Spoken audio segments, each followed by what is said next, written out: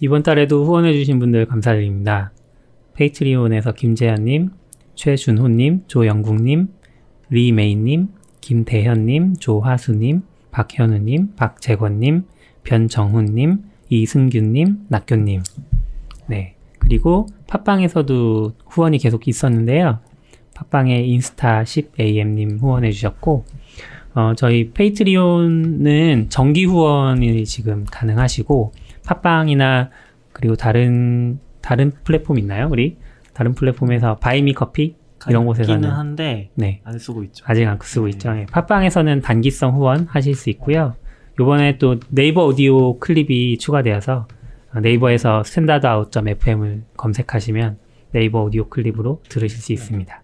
네이버 오디오 클립이 이제 원래 승인제인데 저희가 기존에 했던 걸로 신청하니까 해줬어요. 좀 걸리긴 했지만. 네. 그래서 이제 오디오 클립으로 많이 들으시면 편하실 것 같아요. 확실히 앱을 써보시면은 오디오 클립이나 제일 파티나 완성도가 전용 괜찮아요. 앱들이 좀 좋아요. 예. 그래서 많이 이용해주세요. 네. 그리고 참고로 네이버 오디오 클립에 추가돼서 stdout.fm이라고 네이버에 치면 나옵니다. 우리 사이트도 이제 좀 검색이 이쁘게 되나요? 이렇게 뭔가 돈 내고 광고하는 것처럼 이쪽에 나오더라고요. 좋네요. 아무도 그걸로 검색을 안 할 거 아니에요. 언젠가 할 수도 stdout 하면 안 나오나? stdout 안 나오더라고요. 네. FM까지 꼭 넣어야 돼요. 바꿔버릴까요? 팟캐스트 이름을 네이버에만? 그것도 방법이죠. 네. 아니에요. 너무 일반 명사를 우리가 그렇게 네. 이번 주에 이제 새로운 거 저희가 해본다 그랬잖아요. 코너 설명 좀 해주세요. 코너요? 코너를 만들었으니까. 이거는 그냥 일주일 동안은 아니고 저희가 이제 정리를 한 중요한 소식들 간단하게 전해보려고 하는데 정말 간단하게 얘기를 하려고 하고요. 네, 뭐 그렇습니다. 네, 정리해주세요. 이번 주 소식 전해주세요. 네. 이게 소식을 전하긴 하는데 뭔가 정말로 중요하다기보다는 저희가 생각한 중요한 것들을 좀 정리를 하고 있거든요. 그래서 이번 주 정리한 걸 보면은 이제 이번 달, 그러니까 지난달 말일 기준으로 해서 4월 30일에 우분투 14.04 LTS가 지원이 종료됐습니다. 요 얘기는 이따 뒤에 다시 자세히 할 거고요. 두 번째 소식은 이제 구글에서 클라우드 넥스트를 해서 서비크라님이 한번 나오셨잖아요. 네. 그 행사에서 발표했던 클라우드 런 요 소식이 있어서 요것도 하나 전해드렸고요. 클라우드 런은 이제 새로운 서버리스 서비스인데 요게 람다나 AWS 기준으로 보면은 람다나 파게이트랑 비슷하면서도 다른 면이 있어요. 그리고 굉장히 좋은 점은 우리가 보통 HTTPS로 서비스를 배포하는 게 굉장히 힘들잖아요. 근데 요 클라우드 런을 사용하면은 도커 컨테이너를 바로 HTTPS 노출까지 다 해줍니다. 그래서 굉장히 편하게 사용할 수 있는 서비스가 나와서 네, 하나 추가해봤습니다. 이런 것들은 다 44비트에서 읽을 수 있죠. 네. 그리고 다음 것도 그 다음 것도 저네요.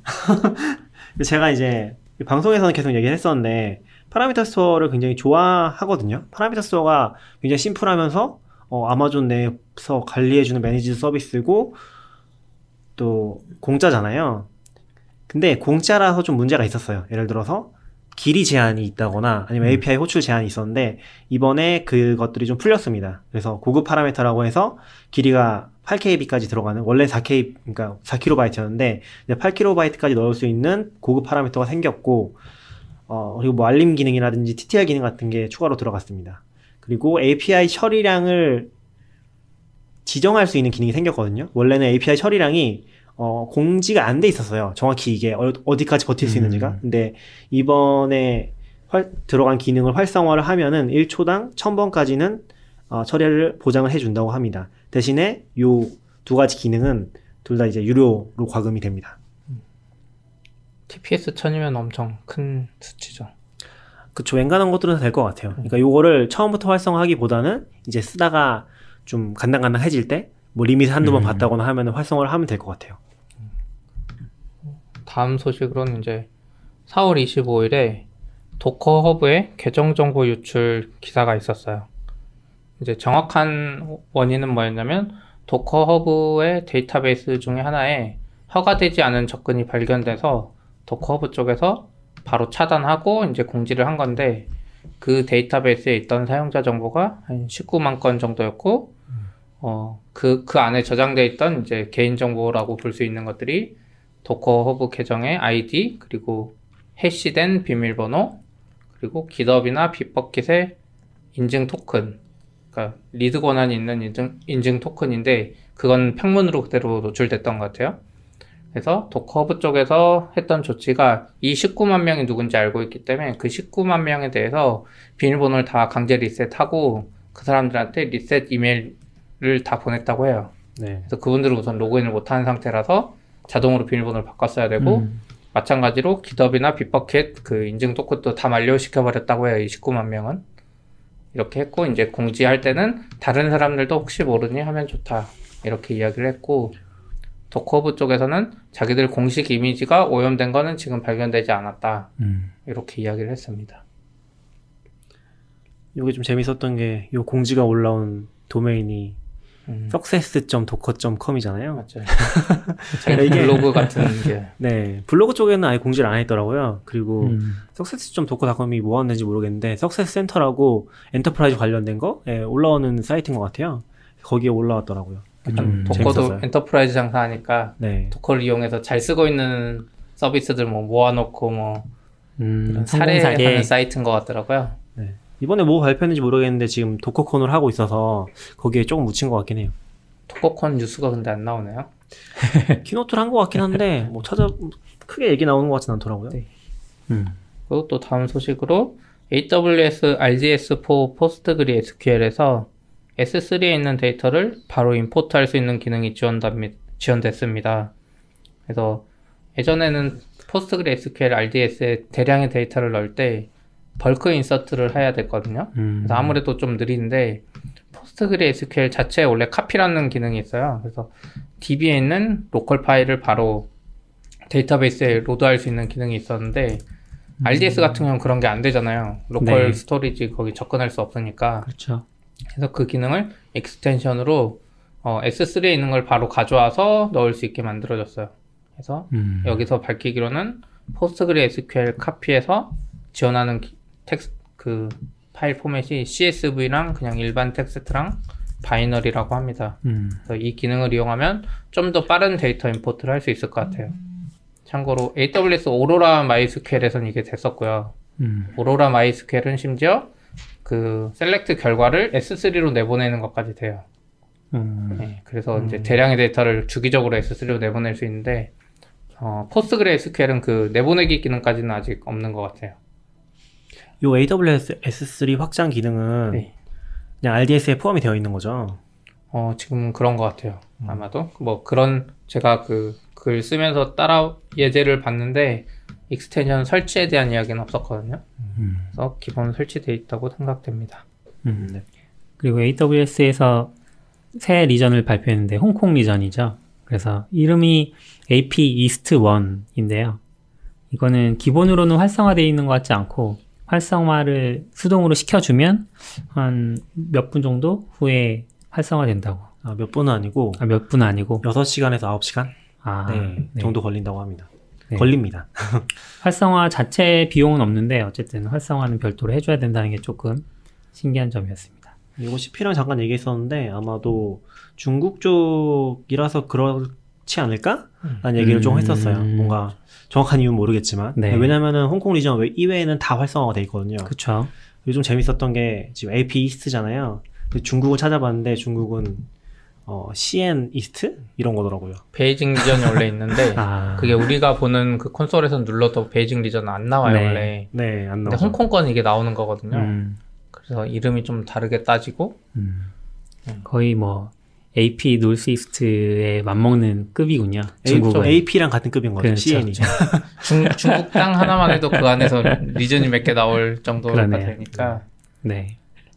그리고 다음으로 플런트D라고 그 로깅 오픈소스 로깅 프로젝트가 있는데 프로젝트가 CNCF에서 지원하던 프로젝트였는데 이번에 졸업 단계 프로젝트로 격상 뭐라고 그러죠? 하여튼 단계가 바뀌었습니다. 이 CNCF의 프로젝트가 처음에 샌드박스로 시작하고 그다음에 어떤 특정 조건들을 만족하면 인큐베이팅이 되고 마지막으로 이제 졸업 단계가 되는데 졸업 단계는 좀 많이 성숙한 그런 프로젝트라고 보시면 됩니다. CNCF가 그러니까 이해하기 쉽게 하자면 아파치 재단 같은 거죠. 이름을 얘기해 주시면 좋을 것 같아요. 클라우드 네이티브 컴퓨팅 파운데이션. 리눅스 재단의 하위 재단이죠. 네. 네. 그렇군요. 네. 그리고 Node.js 12 버전에 롱텀 서포트 LTS가 이제 출시됐는데요. 요거를 원래 44비트에 써보려고 했는데 노드를 잘 안 쓰다 보니까 무슨 말인지 못 알아먹겠더라고요.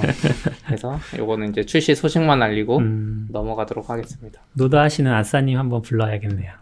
글로 써달라고. 아싸님이 어떤 문법 싫다고 하셨던 것 같은데. 네. 트위터에서. 프라이빗 어쩌고저쩌고. 네. 근데 Node.js LTS는 좀 주기가 빨리 오는 것 같더라고요. 우분투 쪽은 2년에 한 번인데 네. 노드는 1년에 한 번인가 그런 것 같더라고요.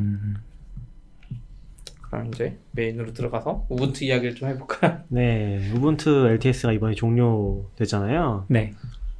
저희가 오늘 이제 글을 공개한 것 같은데 요거 쓰다 보니까 좀 재밌는 개념들이 있더라고요. 그렇죠. 네. 우선 LTS가 어떻게 들어가는지 기간?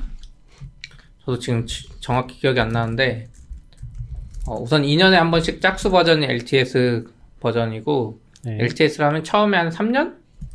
3년이 이제 그 지원 기간이고 그게 지금 끝났잖아요. 네. 3년 아니고 그게 하드웨어 지원 기간 포함해서 그 메인터넌스 업데이트까지 해서 5년. 지금 그렇죠. 기준으로 맞아. 네, 5년일 거예요.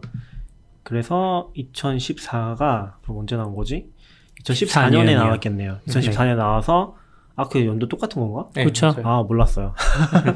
그래서 2014년에 나와서 이제 LTS가 19년에 됐고 만료가 되는 네, 거군요. 올해 4월 30일. 그러니까 지금 만료가 된 거예요. 저희가 네. 녹음하는 시점에서는 이미 만료가 됐습니다. 4월 30일에 딱 만료가 됐고 근데 이제 이걸 쓰는 회사도 있을 거잖아요. 그렇죠. 그래서 서포트 좀 보안 패치 받아야 되고 받을 수는 있습니다. LTS는 끝났는데 우분투 어드밴테이지라는 유료 그 서비스? 유료 네. 서비스. 네, 그걸 가입한 기업이면은 그 보안 패치나 뭐 이런 거에 대해서 추가로 2년인가요? 3년. 3년을 더 3년까지. 받을 수 네. 있습니다. 그래서 3년 더 버틸 수 있어요. 돈 내면. 이게 저도 몰랐는데 이게 도메인이 좀 재밌는 게 서비스 이름은 우분투 어드밴테이지인데 도메인 이름은 by.ubuntu.com이거든요. 거기 가면 뭐뭐 살 수 있어요? 이게 ESM만 살 수 있어요. 이게 아. Extended Security Maintenance라고 하는데 그러니까 보안 패치만 이제 계속 해주는 것 같아요. 3년 정도까지 할 수 있는데 요거를 이제 구매를 할 수 있는 페이지인 것 같아요. 요거를 하고 있으면은 이제 3년 정도는 더 지원해준다? 인 것 같아요. 그 그래서 릴리즈 이게- 사이클 표를 보니까 네. 18.04부터는 그 익스텐디드 시큐리티 메인터넌스 기간이 좀 더 길어지는 느낌이네요. 네, 맞아요. 이렇게 한 계속 5년 바뀌는 것 정도? 같더라고요. 네, 그럴 수 있겠죠. 그거는 뭐, 그, 캐노니컬에서 제공한 서비스 때문에 거기에서 제공을 할 것 같고, 네. 이게 원래는 없었는데 한 12.04부터 새로 생긴 것 같더라고요. 그래서 이번 버전도 ESM을 지원하고 있고, 혹시 이제 14.04를 꼭 써야겠다 하시면 ESM을 하면 될 것 같긴 한데, 이제 가능하면은 다음 버전으로 넘어가는 게 좋겠죠. 네. 근데 이제, 롱텀 릴리즈가 이제 2년에 한 번씩 있잖아요. 2년에 한 번씩 있고, 아마 04 버전이 롱텀이 되는 것 같아요. 그래서 네. 중간에 10 버전이 있고, 그 다음에 홀스 버전이 있는 거잖아요. 걔네들은 이제, 뭐, 쇼텀이라고 따로 얘기하진 않는 것 같은데, 인터림 릴리즈? 인터림? 중간 릴리즈라고 해야 될까요? 네. 네. 영어로 인터 IM 릴리즈라고 돼 있거든요. 얘네들은 이제 지원 기간이 실제로 9개월밖에 안 돼요. 그래서 약간 데스크탑을 쓰면서 내가 막 실험적으로 이런 거 저런 거 하고 싶다는 사람이 아니면은 사실 추천할 만한 버전은 아닌 것 같긴 해요. 네, 굉장히 짧아서. 뒤에가 공사로 끝나야 돼요. 앞에도 짝수인데 뒤에가 공사로 끝나야 돼요. 그쵸. 네, 그런 게 좀 있었고요. 그리고 지금 최신 버전이 뭐였죠? 지금이 18.04 LTS 중에는 18.04고 그냥 LTS 아닌 거는 지금 19.04가 나와 있고 얼마 전에 나왔죠. 네, 그래서 그런 버전들을 선택해서 쓰시면 될 것 같아요. 최근에 하신다면. 이름은 어떻게 정해지는지 모르겠어요. 이름은 ABCD잖아요. ABCD요? 그래요? 릴리즈 번호, 그러니까 릴리즈 코드명이라고 해야 되나? 그게 ABCD로 그렇네요. 지금 진행되고 있어요. 근데 둘 다네요. 지금 이게 두 단어로 네, 이어지잖아요. 네. 둘 다 같은 영어 단어로 시작하네요. 예. 아, TT. 그렇구나. 트러스티타르, 뭐 제니얼. 그래서 그 다음이 플러스. 이제 다들 궁금해하고 있죠. 아. G가 끝난 다음에 과연 뭐가 될 것이냐. AA를 또 할 것이냐. 뭐 아니면 너무 근데 성급한 판단이네. 그때 우분투가 없을 수도 있는데. 아, Z는 죽었구나. 17 버전이 Z였겠네요. 네? X, Y, Z인데? 뭐가요? 아니죠.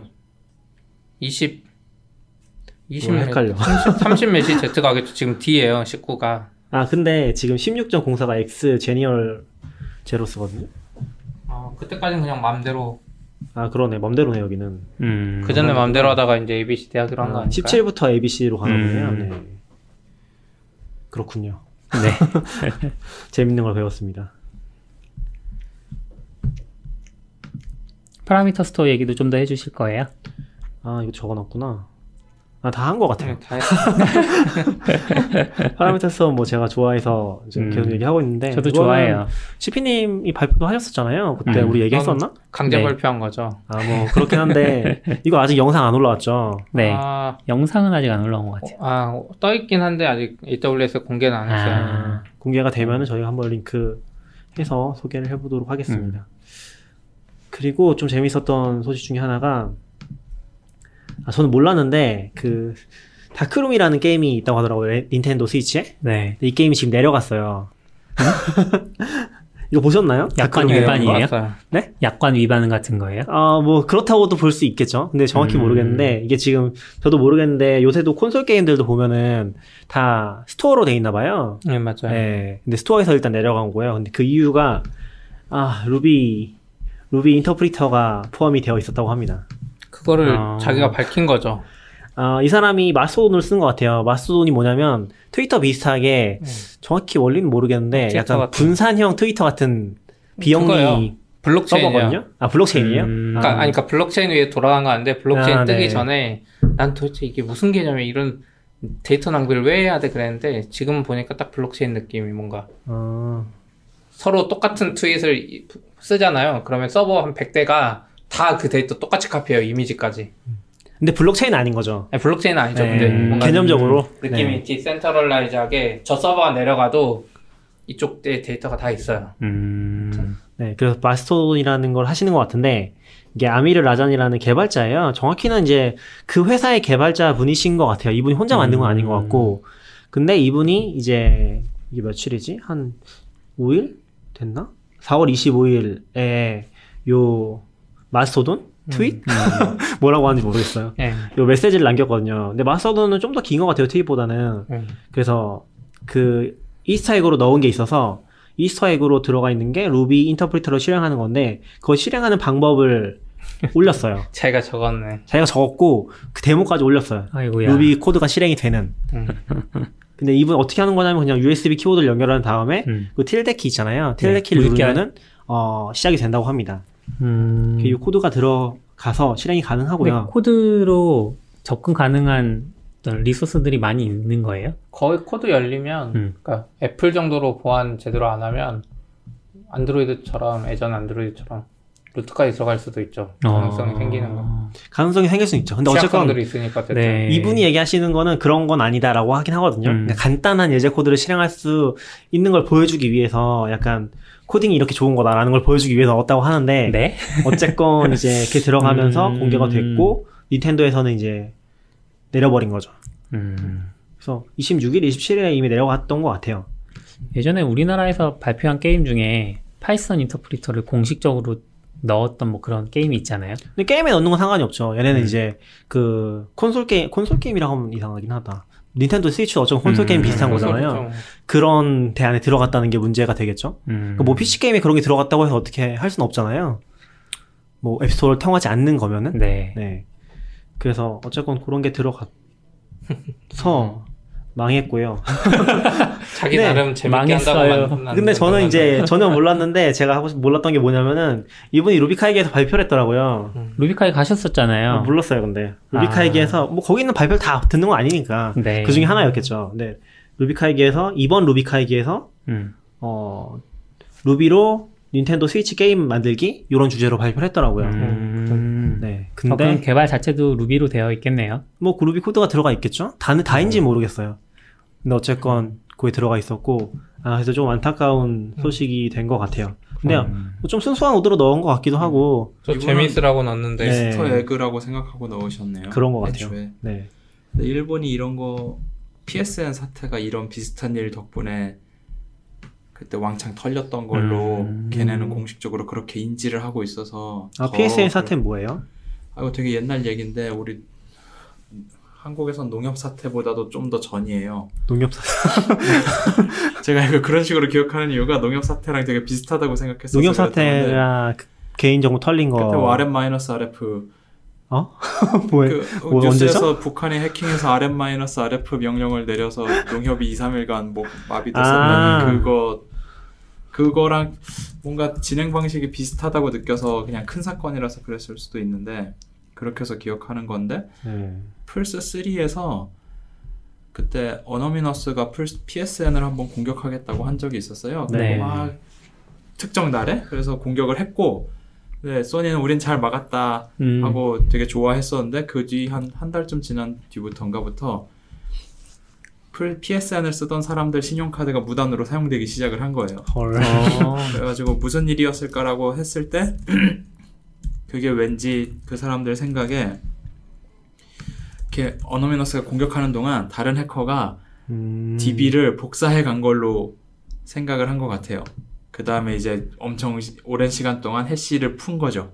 신용카드 정보를. 그렇게 해서 이제 무단 사용을 한 것 같다? 근데 그렇게 될 수 있었던 이유가 플스3가 처음 나올 때 이게 되게 값싼 리눅스 PC처럼 이제 포장이 되기도 했었고 그 와중에 마스터키 같은 뭐가 유출됐어요. 한번. 근데 그걸 가지고 플스를 전부 다 이제 뜯어보기 시작을 한 거죠. 그래서 아마 그런 것들 때문에 뭔가 그 코어 같은 데 접근할 수 있는 거 가능성만 있어도 아마 이거는 비단 솔직히 일본 게임사뿐만 아니라 액박도 비슷한 일 있으면 거의 이런 식으로 처리할 것 같고 그래서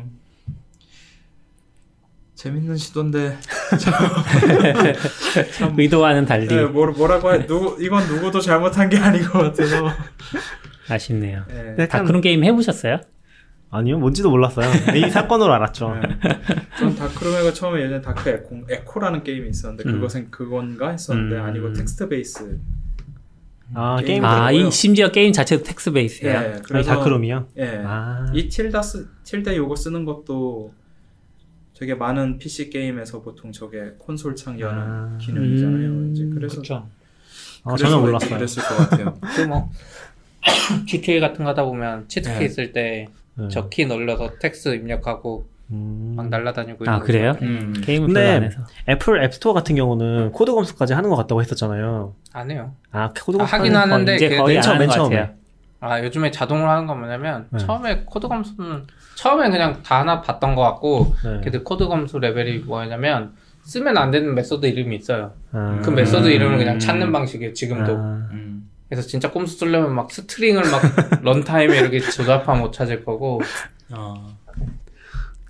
아무튼 그런 걸로는 안 잡히나 보네요. 그러니까 어차피 여기 그래서 막 올라온 거 보면은 막 게임 중에 그런 것도 있나 봐요. 팬티 파티 이런 거. 그래서 이런 게임은 멀쩡하게 있는데 들어갔다고 닌텐도를 좀 비난하는 듯한. 회사 입장에서는 더 심각한 문제니까. 회사에서는 어떻게 되는지 잘 모르겠어요. 뭐 빼고 다시 릴리즈 하기로 하겠죠. 그렇게 하겠죠. 왜냐면 그 도안 구멍도 알려줘야 되니까. 근데 이거 이제 마스터돈이 인스턴스를 골라야 되거든요, 우선. 그러니까 트위터처럼 전체 사이트가 없어요. 그래서 어떤 인스턴스에 글을 쓸지 해야 되는데 이분이 쓴 건 루비 소셜이라는 마스터돈 인스턴스. 루비만 좋아하는 사람들의 마스터돈이 있어요. 그러니까 마스터돈 개념이 약간 그거예요. 참고로 마스터돈은 레일즈로 개발되어 있거든요. 엄청 어린 분이 만든 건데 그래서 뭐 아이돌만 좋아하는 마스터돈이 있어. 서로 다 각자 그 안에서 기본 노는 거고 저쪽 멀리 있는 다른 인스턴스를 또 구독할 수 있는 기능이 있는 거거든요. 거기에 멘션도 할 수 있어요? 네, 할 수 있어요. 근데 이렇게 하면 이제 그쪽 서버가 부하가 심해지죠. 복사를 다 하는 그렇겠네. 복사를 다 하니까. 기본적으로는 사실 프라이빗 트위터를 만들 수 있는 건데 어쨌든 이거는 루비 사람만 보이는 루비 소셜 인스턴스인데 활성 사용자가 190명밖에 안 되는. 그래도 사용자 수는 1000명인데? 그러니까 가입자는 그런데 아. 활성 사용자 190. 아마 활성 사용자 지금 접속 그거겠죠? 근데 그럼 리트윗이 활성 사용자 수보다 많은데요? 네? 300건인데? 아 그럼 현재 접속이 190명인가 보다. 리투? 네. 아 맞아 투시라 그래요. 네, 투시라고 하는 거죠. 근데 이거는 궁금했던 게 이렇게 지금 사건이 터졌는데 못 지우는 건가 싶긴 하더라고요. 딴 사람 딴 인스턴스가 카피해 갔으면 못 지워. 지우진 않았더라고요. 아무튼 이게 좀 재밌었고요. 애플의 분기 실적이 발표됐네요. 네, 발표된 것 같아요. 애플 뉴스룸에 이제 공식적으로 공개가 돼서 2분기 실적이 나왔거든요. 근데 2분기라는 게 뭐 4월에서 6월까지는 아니고 미국 같은 경우는 이제 회계 연도가 9월에 시작하거든요. 그래서 작년 말이 이제 작년 4분기가 1분기고 이제 올해 1월부터 3월까지가 2분기가 되는 거예요. 그래서 우리한테 1분기가 미국에서 2분기인 거군요. 네. 그래서 이렇게 되는데 이게 지금 2019년 2분기겠죠? 그거를 뭐라고 하는지 잘 모르겠어요. 근데 아무튼 그래서 2019년 2분기에 실적이라고 해야 되나요? 그게 이제 공개가 됐습니다.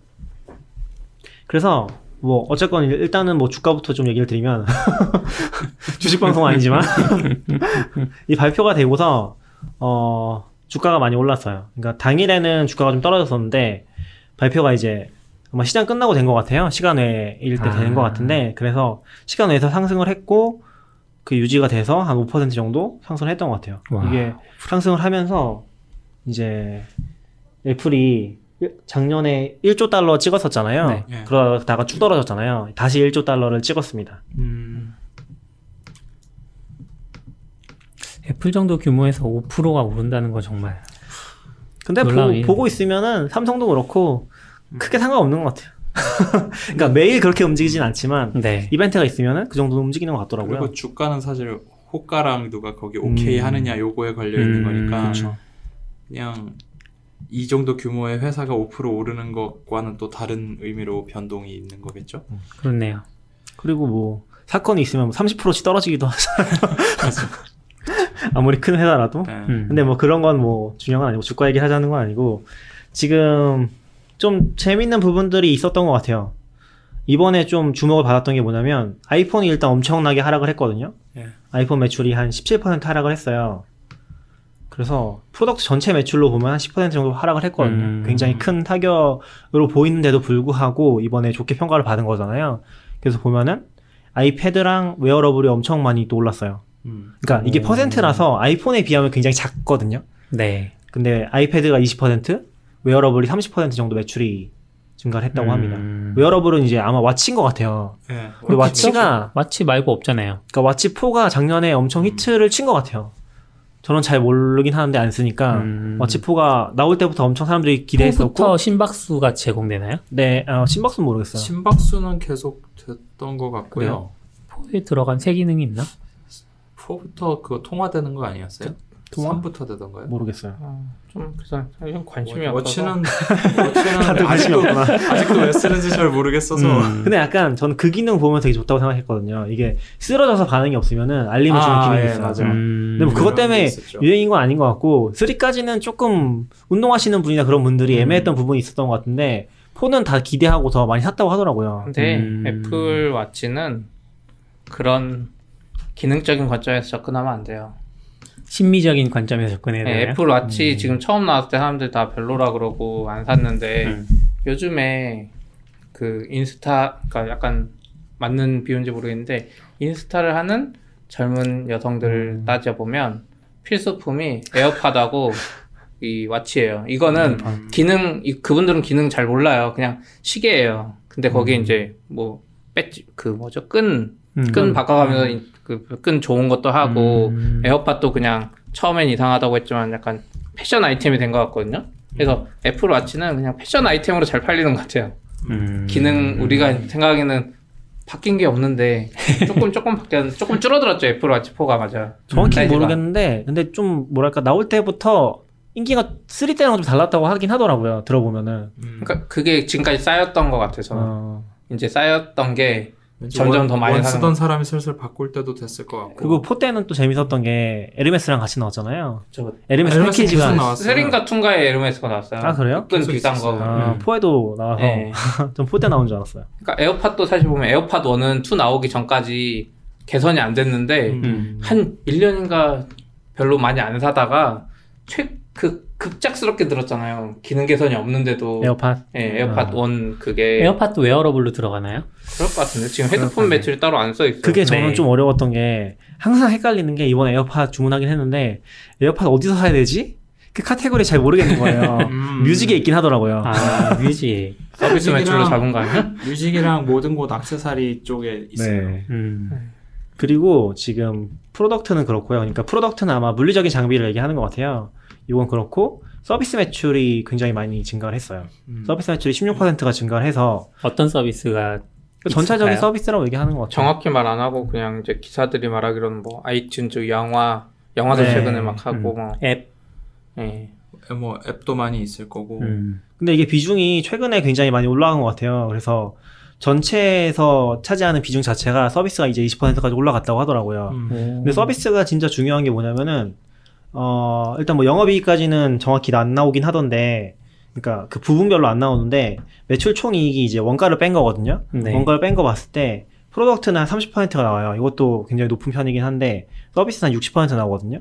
이익률을 말씀하시는 거죠? 그러니까 원가를 뺀 네. 기준, 그러니까 매출에서 원가를 뺀 거, 그 판매비랑 그런 거 아니라 그런 거 뺐을 때 60%가 나와서 사실은 이게 커지면은 마진이 엄청나게 많이 남는다는 그렇겠네요. 거죠. 그러니까 이게 올라갔을 때 좀 반응이 다르게 나온 것 같아요. 그래서 요거 때문에 이번에 주가 많이 상승했다고 하더라고요. 오히려 매출은 떨어졌는데. 어차피 프로덕트는 계속 팔리기만 하면 되고 거기서 계속 서비스는 이용할 테니까. 프로덕트는 아무래도 XR이랑 XS가 망해서. 근데 왜 저는 이제 애플의 서비스라고 하면 그 모든 서비스를 아이튠즈에서 다 볼 수 있다 뭐 이런 식으로 생각을 했었는데 예전에는. 네. 근데 아이튠즈가 사라진다는 얘기도 있더라고요. 그래서 어떻게든 아이튠즈가 사라지는 건 얘기인가. 아니고 아이튠즈를 아마 그냥 뮤직으로 바꾸는 것 같고요. 애플 뮤직이라는 이름으로. 예, 어차피 있었으니까. 그럼 팟캐스트는 앱이 따로 나올 것 같고, 영화도 따로 나오는 건가요? 영화는 그러면? 그 TV 앱이 따로 나오니까 애초에 쪽에 갈 거라는 TV 앱이 있으니까 이제. 그게 보이긴 했었으니까 아하. 아마 그렇게 가겠죠? 신기하네요. 근데 여기도 이제 그 기반이 되는 거를 그 뉴스룸 기사에 나오거든요. 그러니까 애플 뉴스룸이라는 공식 정보 사이트가 있는 거예요. 보도자료 내보내는. 아마 한글도 번역이 될 것 같아요. 여기 예. 다 번역해 주더라고요. 지금 아직 안 되긴 했는데 여기 설명으로 봐서는 1.4조 개의 활성 디바이스를 기반으로 서비스 부분이 상승하고 있다고 얘기를 했거든요. 이거 페이일 수도 있겠네요. 근데 서비스. 서비스가 뭔지 정확히 안 밝혔잖아요. 모든 서비스겠죠. 그러니까 그러니까 애플이 하고 있는 앱스토어도 사실 서비스 매출이고 네. 인앱 퍼체이스 같은 게 앱스토어도 있고 애플페이도 있고 하는데 요즘 앱스토어에 구독자 많이 늘고 있으니까 그렇죠. 이쪽에서 가져가는 것도 있을 것 같고 애플이 애플 뮤직이나 이런 것도 구독으로 하는 거 있고, 그러니까 꾸준하게 들어오는 돈이 있는 데다가 아무래도 요즘 점점 약간 그 주기가 다시 온 것 같아요. 하드웨어 많이 안 사고 소프트웨어 왕창 사는 그 주기가 다시 온 것 같아요. 그 주기가 온 게 X부터 기기가 너무 비싸서 그런 거 아니에요? 아니 그거하고는 관계 없는 것 같아요. 그러니까 그래요? 기기가 이게 하드웨어가 한창 뜨면서 지금 그러니까 10S가 엄청 비싼 건 그건 잘 모르겠어. 왜 그렇게 비싸게 했는지. 근데 그 8 플러스까지만 해도 한 699였잖아요. 예. 지금은 거의 뭐 $1,000 넘죠. 거의 다 그런 느낌이잖아요. 10S 맥스 이건 거의 200 가까이 가죠. 근데 지금 그래요? 하드웨어가 다 비싸졌어요. 뭐 비단 아. 애플만 비싸진 게 아니라 하긴 삼성도 비싸고 폴더도 비싸고 폴더는 근데 비쌀 수밖에 없었고 그건 네. 어찌 보면 신기술이니까. 그러니까 뭐 근데 다 하드웨어가 다 비싸졌는데 그거랑 관계없이 그냥 지금 사람들이 하드웨어보다는 소프트웨어 쪽에 훨씬 더 집중하는 것 같아요. 결국 예전에 갤럭시 같은 경우는 S3 즈음부터 아이폰 같은 경우는 4S 즈음부터는 이제 2년마다 바꾸는 주기가 거의 깨졌잖아요. 3년, 4년 정도 네. 쓰기 시작하고. 그러면서 하드웨어는 점점 좋아지니까 이제 하드웨어를 이제 느려서 못 쓰겠어라는 생각을 안 하게 된 것 같아요. 사람들이. 아니, 그럴 것 같은 게 2018년에 베스트셀러 스마트폰 1위가 아이폰 X거든요. 지금 2위가 아이폰 8이고 뭐 이런 식인데 보면 그렇게 많이 베스트셀링 됐는데도 불구하고 지금 프로덕트 쪽에 매출이 감소했던 거잖아요. 아이폰이. 사람들이 그만큼 이번에 나온 건 10S라서 그거는 그 전 거고 10은 10은 그나마 좀 싼 거. 새 제품에 그러니까 그 매출액만 들어가는 건 아니잖아요. XS랑 XR이 못 올라간 거죠. X는 그러니까 안 팔아요. 그것도 그렇고 아니 X는 안 팔아요 근데. 아예 안 팔아요? 안 팔아요.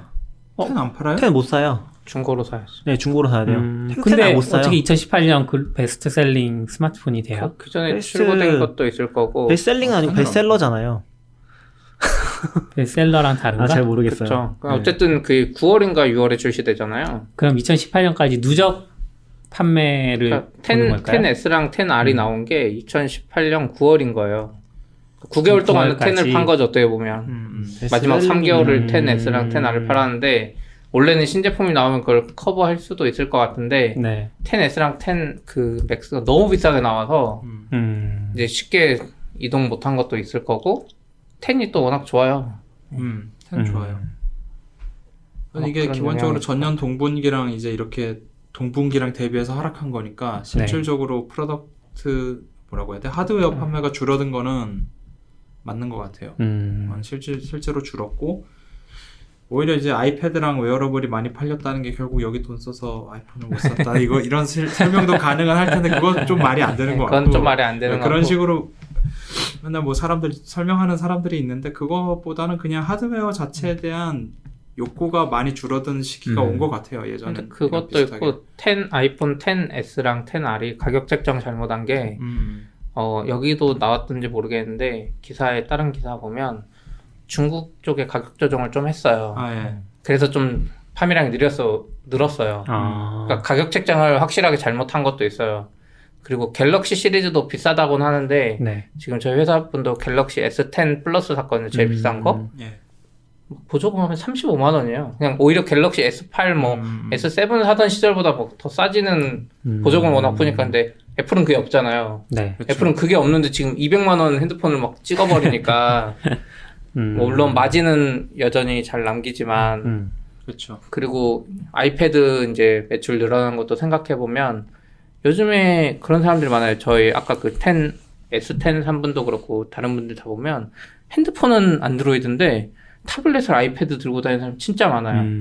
저 보면 편의점 알바하시는 분도 저희 보면 안드로이드 쓰고 있거든요. 근데 아이패드 미니 같은 걸 사가지고 그걸로 TV 머신으로 써요. 근데 그분은 안드로이드 쓸 수도 있잖아요. 사실 안드로이드 타블렛. 근데 타블렛은 안드로이드를 안 쓰더라고. 근데 써보면 안 쓰게 돼요.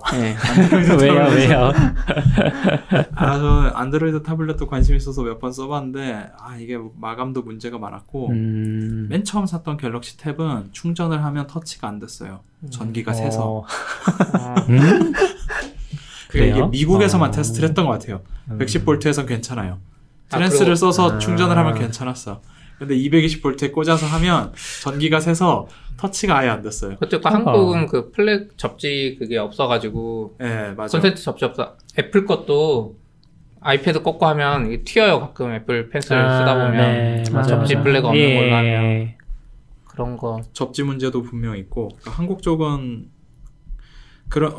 이건 어쨌든 너무 초기 모델이니까 좀 그렇긴 한데 안드로이드가 타블릿 쪽을 별로 지원을 안 하는 것 같기도 해요. 맞아요. 그러니까 앱이 그냥 일반 폰앱 받아서 늘려놓은 버전을 그냥 그대로 보여주잖아요. 그러니까 이거 왜 써야 되나 싶은데 아이패드는 확실히 그 패드용 앱이 따로 있으니까 별도 생태계도 있다는 느낌이 들죠. 확실히. 앱 문제도 있고 애플이 워낙 하드웨어를 강하게 그러니까 소프트웨어 강제하면서 성능을 좀 끌어올리잖아요. 짜내가지고. 맞아. 근데 아이패드나 이제 태블릿의 주사용 용도를 보면 동영상 많이 보거든요. 근데 안드로이드 태블릿이랑 아이패드랑 같이 동영상 틀면 배터리 소모량 차이가 너무 심해요. 안드로이드는 진짜 심각할 정도로 열도 많이 나고 아무리 잘 만드는 삼성 거라도. 근데 애플은 원래 그걸 통제를 많이 해가지고 좀 하다 보니까 특히 영상 쪽에서 애플이 빛을 발할 때가 H.264로 강제돼 있어서 그게 있는데 안드로이드나 이제 가끔 크롬에서 유튜브 볼 때 갑자기 배터리 사용량이 확 늘 때 보면은 웹엠으로 변환된 거를 재생할 때거든요. 그래서 심지어 크롬에 플러그인도 있어요. 누가 만든 익스텐션인데 무조건 H.264로만 재생하도록 하는 그런 플러그인도 있거든요. 그러니까 그런 것들 약간 디테일하게 모바일에서 사용하는 거에 대한 감각은 아직 애플이 좀 더 강한 것 같아요. 근데 맥은 좀 줄었네요. 네, 맥은 조금 줄었고요.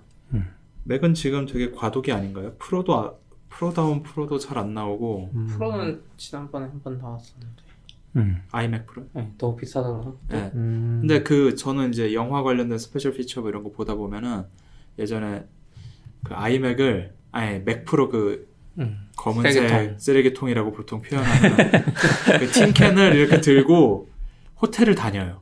그걸 들고 다녀 그냥. 편집을 호텔에서 바로 해야 되니까. 들고 다닐만. 네, 근데 걔는 들고 다닐만 했잖아요. 네. 그래서 그거 보면서 야 이건 되게 괜찮고 영상 쪽으로 계속 만들면 되겠고 한 2, 3년간은 주기적으로 2, 3년 단위로 한 번씩 업데이트 하겠구나라고 생각을 했는데 아예 안 만들더니 아이맥 프로가 나와서 아이맥도 이동 가방 있잖아요. 가방 따로 사야죠. 손잡이가 없잖아요. 손잡이. 아니 파는 가방 있어요. 그러니까 아이맥을 들고 다닐 게 캐링백이라고. 그분들은 그때 그런 거 하시던데. 그러니까 모니터는 그걸 쓰는 거예요. 호텔에 있는 거. 호텔에 있는 걸 쓰고 그냥 TV 본체만 같은 갖고 거. 다니는. TV 연결하면 되겠구나. 네, 그런 식으로 해서 그러니까 막 실제로 영상을 다 편집하는 게 아니라 러프하게 그냥 프레임워크만 잡고 렌더링 테스트하고 뭐 이런 것만 하고 디테일한 건 이제 돌아가서 하는 건데 그래서 되게 괜찮다고 생각을 했는데 별로 안 팔렸나 봐요. 그렇게 제가 그렇게 쓴 활용한 업체만 봤는지. 그리고 걔가 성능이 별로잖아요. 지금 몇 년 지난 시점에 그쵸. 아이맥보다도 막 못하는 애들이 나오니까. 그래서 원래는 그거 끝내고 아이맥 프로 발표하면서 제가 작년인가? 재작년 WWDC 갈 때 그때 또 미리 말은 해 애플이 요즘 안 만들고 발표 먼저 하는데 그때 그 교체 자기들이 그 쓰레기통 맥 하면서 약간 잘못했다고 그러면서 교체 가능하게 좋은 맥 프로를 만들 거라 그랬어요. 언젠가. 맞아. 지금 몇 년 돼가지고 말도 없잖아요. 근데 말한 대로 하드웨어 발전이 요즘 엄청 느려. CPU도 그렇고 GPU도 그렇고 발전이 느려가지고 애플 입장에서도 업그레이드 할 여지가 없어. 자기들도 별로 없을 것 같아요. 지금 뭐 오죽하면 나오는 얘기가 아이패드 CPU가 인텔 CPU보다 빠른 거 아니냐라는 얘기도 나오고. 맞죠. 지역별로 봐도 좀 재밌는 부분이 일단 아시아 쪽에서 굉장히 부진했거든요. 그러니까 미국 쪽이나 중국에서 부진은. 유럽 쪽은 어쨌건 유럽은 좀 애매한. 유럽은 거의 그냥 비슷한 정도고. 그러니까 작년 같은 동분기로 비교를 했을 때. 근데 미국은 같은 경우 좀 상승을 했어요. 아마 하드웨어 떨어지고 그럼에도 불구하고 서비스로 좀 올라가서 그런 것 같아요. 근데 이런 걸 보면은 방향성이 서비스 쪽도 좀 들어올 수 있지 않을까? 다른 지역은 사실 상대적으로 소홀하잖아요. 뭐 페이 같은 것도 그렇고 페이는 뭐 좀 힘들 수도 있긴 한데 그런 것들 좀 더 기대해 볼 수 있지 않을까 싶은 생각이 들긴 하더라고요. 요새 워낙 핫하기도 하고. 근데 지금도 애플 TV 켜면 할 수 있는 게 없잖아요. 그렇죠. 우리나라에서 할 수 있는 게 없어요. 사실 애플은 다른 나라 신경 쓸 게 아니라 아시아에서 일본하고 중국만 하면 되는데 그것도 제대로 못 하니까 지금. 일본은 하고 있죠. 일본 하고 있고 중국은 잘 모르겠다. 중국은 들어가기가 힘드니까. 중국은 그래도 학원이 있는 것 같아요. 일단 시진핑이 쓰는 것 같아요. 중국은 요새 제일 핫한 주제라고 해야 되나? 그게 미중 협상 아니에요? 미중 협상에서 어쨌건 지금 중국에서 출자를 가져가잖아요. 주식도 50% 이상이 가져가야지 만들 수 있잖아요, 법인을. 그런 거 가지고 엄청 싸우는 것 같긴 하던데 어떻게 될지 모르겠어요. 근데 뭐 판매를 막질 않는 걸 보면은 이상하게 유독 애플 제품은 다 오픈해 버렸잖아요. 그건 들어와도 되게. 그래서 보면 다른 데 제품은 막 가끔 막기도 하고 막 그런데 애플은 한 번도 그런 적이 없었던 것 같거든요. 근데 아무래도 법인을 타고 들어가는 거랑 거기서 서비스를 하기 위해서는. 근데 애플이 좀 중국 말은 잘 듣긴 해요. 그래요? 아이클라우드 그 키 서버도 중국에 넣었어요. 그러니까 중국 IDC에 넣기로 했어요. 말을 들었어요. 미국에 안 가지고. 그러니까 우리나라로 치면 구글이 서버 맵 절대 한국에 안 놔둔다 이러면서 버티잖아요. 근데 애플도 원래 엄청 심한데 아이클라우드 서버 어차피 자기들 거 IDC 중국에 늘어나니까 하다가 중국말 틀어줬죠. 중국 거는 중국에 들어가는 것 같아요. 그래서 이제. 근데 일본은 좀 늘었어요. 보면 작년 좀 전분기 대비. 근데 일본 그러니까 레스트 오브 아시아 전체만큼 중국에서 줄었어요. 아시아 전체 매출만큼 중국에서 줄었어. 중국이 워낙 크니까. 그냥 왜 뭔가 이유가 있을 것 같은데. 근데 중국은 서비스가 없겠죠. 거의 직격탄이겠죠. 근데 서비스 휴대폰이 안 팔리면. 서비스 매출 적을 거 아니에요? 아무래도. 여기는 근데 지역별로 카테고라이징 해서 보여주지 않더라고요. 카테고리 보여주고 지역을 보여주는데 지역별 카테고리는 안 나와요. 그러니까 이런 것들이 보면은 사업 보고서 보더라도 보통 그런 것까지 나오는 경우는 거의 주석 쪽에 나오거든요. 근데 이거는 사업 보고서 쪽은 아니라서 뭐. 일부러 숨기기도 하죠. 맞아요. 그쵸? 숨길 수 있을 거예요. 아마존이 예전에 아마존 웹 서비스 매출 계속 숨겼거든요. 몇 년 동안. 막 저쪽 이상한 기타에다가 계속 넣어놨다 몇 년 동안 돈 버는지 뭔지 알 수 없어. 왜 그런 거지? 돈 버는지 모르게 하려고. 그때 아마존 웹 서비스가 막 태동하고 네. 막 할 때 그때 아마 그 매출 공개했으면 MS고 네. 구글이고 막 그때 그쵸. 다 다 달려들었겠죠. 알려줬을 알렸을 테니까 다들 예상만 했지. 그랬을 수 있겠네요. 아무튼 애플 얘기 이 정도로 할까요? 예. 어차피 얘는 우리가 걱정할 필요가 없어요. 걱정은 아니고 그냥 애플 걱정해야죠. 우리 맥을 못 써 다시 윈도우 써야 되는. 리눅스 쓰면 되죠. 리눅스 헬이죠. 리눅스는 더 안 되죠. 왜요? 리눅스는 쓸 수 없어요. 리눅스는 리눅스는 GUI 아무것도 프로그램도 없잖아요. 없어. 여기 리눅스 써보신 분 있잖아요, 낙교님. 아니 리눅스는 제가 리눅스를 썼던 이유는 그때 벌써 몇 년 전이야. 제가 첫 회사 들어갔을 때니까 2014년? 그쯤이었던 것 같은데 그때는 리눅스 썼거든요. 근데 리눅스를 쓸 수 있었던 거는 제가 그때 어떤 뭐라고 해야 되지? 컴퓨터에 대한 이해는 커맨드 라인이랑 브라우저만 있으면 된다. 컴퓨터는. 크롬북의 정신? 같은 거였기 때문에 네. 맥이랑은 비교할 건 아닌 것 같아요. 저는 뭐 우리가 쓰는 오디오 하이잭이나 이런 프로그램은 없겠지만 아니요. 그게 문제가 아니라 배어도 없고요. 율리시스도 없고요. 그래도 요즘 약간 그 일렉트론이나 이런 것들이 그 멀티 플랫폼으로 지원해 주니까 뭐 슬랙 앱만 해도 사실 저는 안 된다고 봅니다. 일렉트론이랑 네이티브 잘 만든 앱이랑 차이가 너무 커요. 그러니까 뭐 예를 들어서 그런 거죠. 신봉잔. 아니 어도비 앱을 안 나오잖아 일렉트론으로. 나와요. 거의 안 나오잖아. 어도비의 그 동영상 편집 툴 어도비 러시라는 게 있는데 걔가 약간 웹앱 기반 같은 거라 물론 좀 딸리고 간단한 편집이지만 어도비도 시도하고 있어요. 그러니까 웹 어셈블리가 진짜 잘 돼서 다음 단계로 넘어가면은 웹 어셈블리를 기반으로 완전히 이제 앱스토어처럼 그 정도 수준의 앱이 나오기 시작하면 모르겠는데 잘 모르겠어요. 그 시대를 앞당겨야죠. 저는 그냥 배워 쓰겠습니다. 맥에서. 리눅스는 사진 관리조차도 편하지 않아요. 뭐 사진 찍는다고 싱크가 되는 것도 아니고 그래서 영상 보는 건 더 안 좋고 그냥 일반 대탐용으로 안 맞는 것 아닌 것 같아요. 개인용이 안 맞아. 개인용은 아니죠. 멀티미디어에는 일단 어울리지 않죠. 근데 이제 코딩으로 생각했을 때는 사실 갖출 건 다 있잖아요. 내가 코딩만 할 거다 그러면 리눅스 괜찮죠. 근데 진짜 아무것도 안 하고 코딩만 할 거야. 코딩만 하고 코딩만 하는 하는. 네. 그렇군요. 마크다운으로 노트 좀 하다가 잃어버리겠다 뭐 이런 거.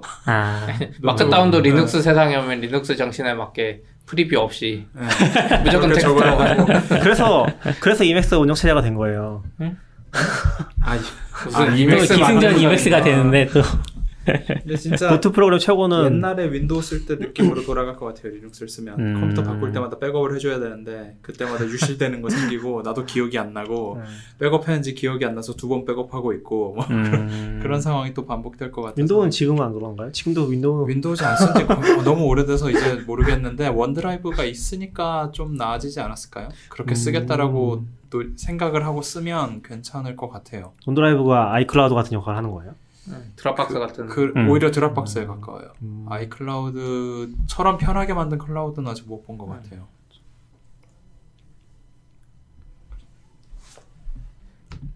애플은 근데 무슨 자사주를 19억 주면 얼마 이게? 19억 87조 원어치? 네, 엄청 사고 있는 걸로 알고 있어요. 아니네, 87조 원어치의 주식 매입을 더 하는 거네? 이미 갖고 있는 게 많이 있고 더 하는 거죠. 이렇게 여기는 그러니까 그 배당을 안 하잖아요. 애플 주식. 배당해요. 해요? 네. 애플 배당이 있었어요? 당연히 있죠. 미국 쪽은 IT 회사들 많이 해요.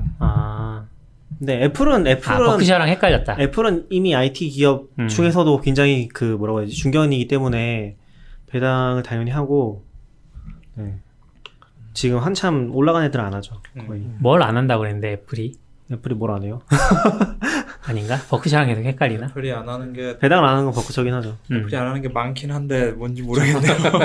애플이 안 하는 게 너무 많아. 아무튼 그러니까 그 주식 가치를 올리려고 그 이제 자사주 매입도 계속 하는 거잖아요. 뭐 그거는 뭐 보통은 그렇긴 한데 판단에 따른 거죠. 뭐 애플 입장에서는 애플 주식이 싸다고 생각할 수도 있는 거고.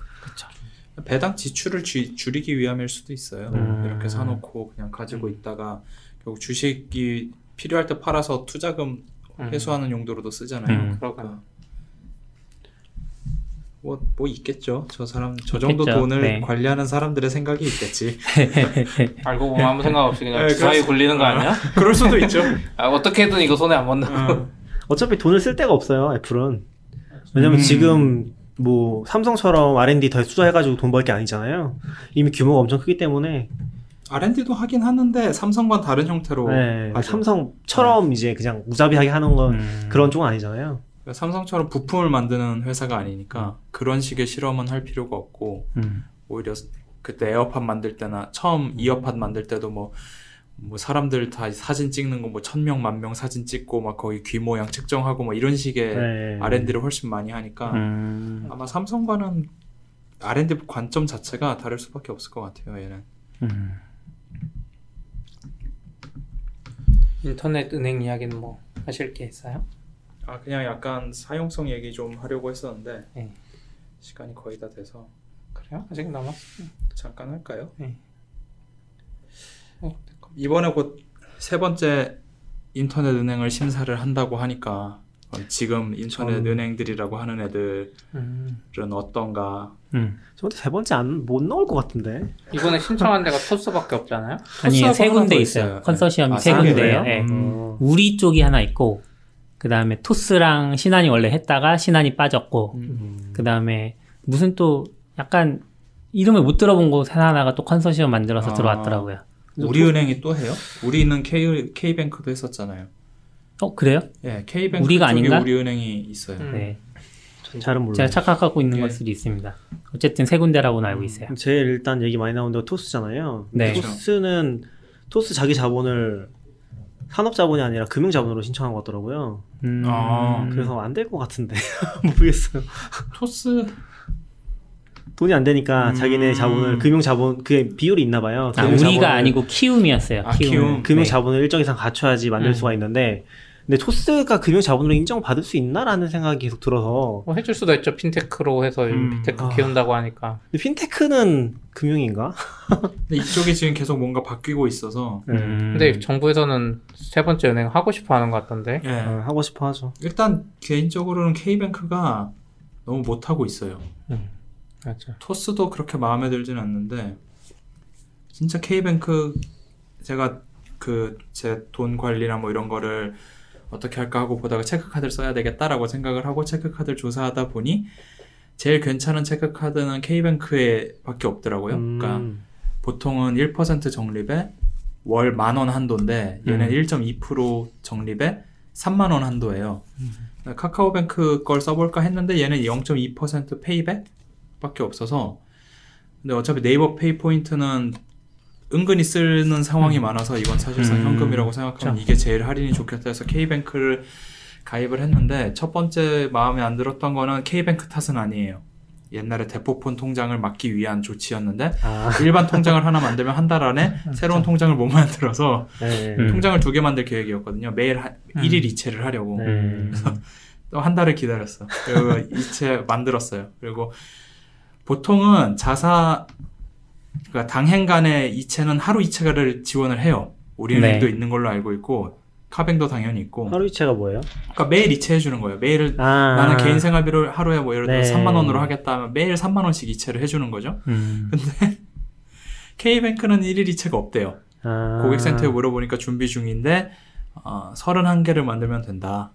그래서 옛날에는 그래도 자동이체 10건 제한 이런 거 있던 은행도 많았는데 이제는 없나 보다 싶어서 31개를 만들었는데, 그리고 나서 뭐 또 신청할 거 몇 개가 있어서 공인인증서를 쓸 일이 생겨서 컴퓨터에서 이제 공인인증서 작업을 하다 보니까 OTP 번호를 입력하라고 하는 거예요. 네. 근데 OTP를 받은 적이 없어서 알아보니까 앱 안에 있더라고요. 네. 그래서 앱 안에 있어서 앱 안에 있는 OTP 프로그램을 키고 그 번호를 눌렸더니 로그아웃이 됐어요. 브라우저가. 이걸 얘네가 웹에서 로그인 할 때랑 앱에서 로그인을 하면 다른 쪽을 다 풀어버리더라고요. 그래서 OTP를 보려고 들어가면 풀려요. 물론 이제 그게 와요. 노티가 와서 이걸로 들어가면 로그인 없이 OTP만 보는 노티피케이션이 오긴 하는데 가끔 노티가 사라질 때가 있잖아요.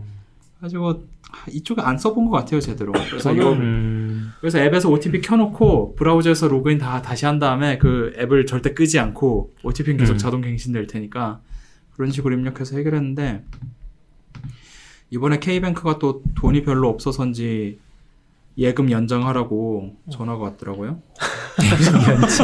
K뱅크 돈 없죠. 그 네. 주식 증자하려고 했는데 막 KT 요즘 난리잖아요. 네, 지금 그래가지고 K뱅크가 좀 확실히 카카오보다 못하고 있어서 토스를 저는 오히려 그래서 토스은행을 기대하고 있는 편이기는 해요. 카카오는 왜 안 쓰세요?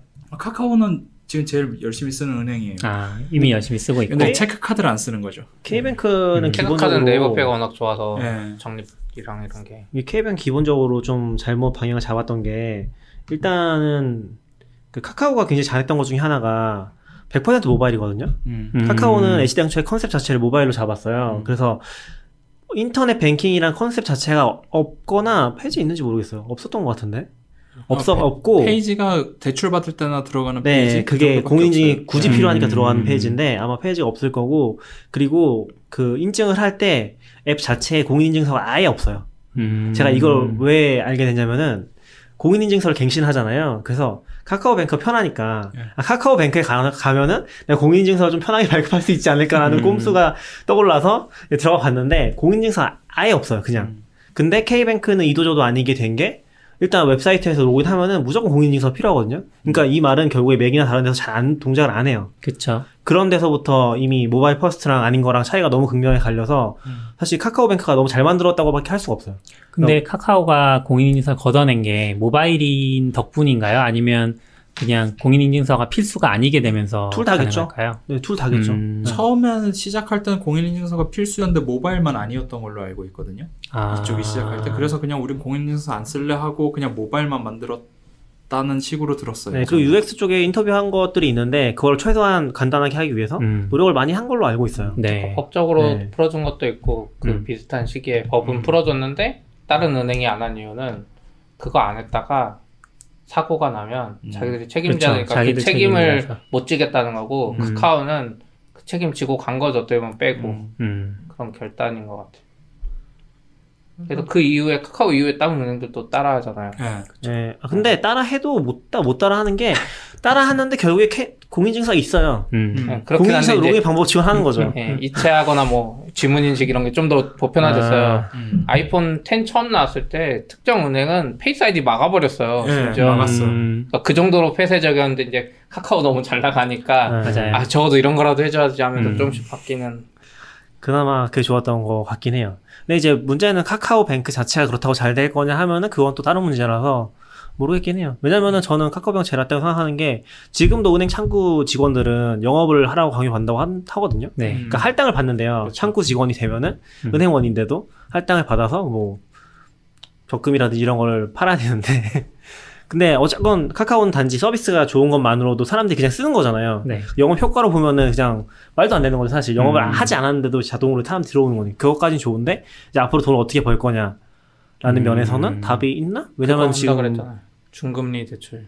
그렇죠. 그러니까 지금 아직까지는 그거잖아요. 아직까지는 일단 많이 모으는 단계. 돈 내가 써서 모은다라는 거에 훨씬 가깝잖아요. 네. 서비스 편한 거랑 별도로 그런 단계라서. 근데 보면은 카뱅이 그래도 얘네가 처음 이제 전월세 대출을 할 수 있게 된 게 돈이 쌓여서거든요. 그러니까 K뱅크는 아직도 못해요 그거를. 그러니까 돈이 없어서. 돈이 없어서. 쌓인 돈이 없으니까. 그러니까 네. 전세 K뱅크- 대출 하지 않아요? K뱅크. 아니 근데 계속 중단돼요. 중간중간. 아. 돈이 없어서 중단됐다 다시 네, 재개했다. 맞아요. K뱅크 계속 중단됐다 중단돼요. 재개했다 계속. 심지어 신용대출도 중단됐어요. 중단됐다 다시 열렸다 계속 그런 식인 그래서 것 같아요. 카카오가 돈을 확실하게 잘 모으고 있고 저는 이게 약간 26주 저축 때문이라고 생각을 하는데 그 사실 이자율이나 이런 거 엄밀하게 따져보면 내 돈이 묶인 거에 비해서 큰 돈은 나중에 묶이니까 네. 실제로 나오는 이자는 굉장히 적거든요. 26주 적금이 뭐예요? 26주가 26주 동안 특정 기간마다 적금액을 늘려가는 거예요. 예를 들어 매주 1,000원씩 늘려가겠다면 첫 주에는 1,000원이 적금이 들어가고 다음 주에 2,000원 들어가고 그 다음 주에 3,000원 들어가는 거예요. 그러니까 이게 이모티콘 하면서 젊은 친구들이 좋아해요. 이거 안 좋아. 네. 그죠? 벌써 안 좋다라는 생각이 들잖아요. 반대로 해야죠. 반대로 가잖아요, 원래. 요 생각이고 젊은 친구들은 그거 캡처하면서 엄청 좋아해요. 이율이 문제가 아니고 게미피케이션 요소가 있어요. 그러니까 라이언이 막 이렇게 찍힌 거는 이런 것들. 근데 이게 처음에 진입장벽이 1,000원이니까 오래 낮은 시작하기는 거죠. 편해요. 근데 문제는 26주를 꽉 채우려면 이 사람이 그만한 돈을 유지를 어쨌든 그 통장에 하고 있어야 되니까 카카오뱅크 입장에서는 그 돈은 어쨌든 묶인 돈이에요. 이 사람들한테는. 그래서 이 과정에서 돈이 많이 이런 것들을 뭔가 좀 요상한 것들을 많이 만들어서 돈을 많이 쌓은 것 같아요. 그거를 K뱅크는 그런 거를 거의 못했고 토스가 그 비슷한 거 하고 있는 게 이제 그 무슨 잔돈 저축 이런 거를 이제 하고 있는 거고. 그거는 뭐예요? 그거 아직도 모르겠는데 이게 뭐 카드의 기능 말하시는 거죠? 그러니까 그거 대충 읽어본 바로는 도통 말하면서 좀 웃기게 예를 들어서 뭐 11,200원짜리를 샀으면 우리가 보통 현금으로 쓴다고 12,000원을 내잖아요. 그리고 800원을 받으면 그 800원이 저축된다는 개념인 것 같아요. 그래서 11,200원짜리를 구입하면 12,000원이 나가는 효과가 나는 거죠. 체크카드에서. 뭐야? 그래서 이제 800원은 저축이 되는 건데 저도 정확히 뭔지 모르겠어요. 그러니까 토스도 뭘 막 열심히 하고 있는데 이것도 그러니까 대부분의 금융사들이 그런 걸 하는 거는 자기들 쪽에 돈을 쌓아놓기 위해서 하는 거잖아요. 그래서 토스도 그런 거 노력을 하는데 K뱅크가 그쪽이 좀 그러니까 K뱅크를 선택했던 이유 중에 또 다른 게 이제 10,000원도 예금이 되거든요. 다른 데는 보통 100만 원 단위로 해야지 예금이 되는데 얘는 10,000원만 해도 예금이 돼요. 그게 좋아서 한 건데 오히려 그런 것들을 좀 더 홍보를 했으면 어떨까. 이게 예금이 그러니까 월급이 들어오는 사람한테는 예금이 그렇게 매력적이지 않을 수 있는데 달달이 적금하면 되지만 그 월 수입이 일정치 않은 분들은 예금이 훨씬 좋거든요. 그쵸. 10만 원 넣어놓고 그냥 더 넣지 않는 거니까. 그래서 그런 쪽으로 차라리 홍보를 했으면 더 좋았을 것 같은데 K뱅크는 앱에 그리고 메뉴도 그냥 여기는 앱은 자체가 너무 쓰기가 힘들어. KT가 문제죠. KT가 전통적으로 던전을 잘 만들었기 때문에 원래 던전.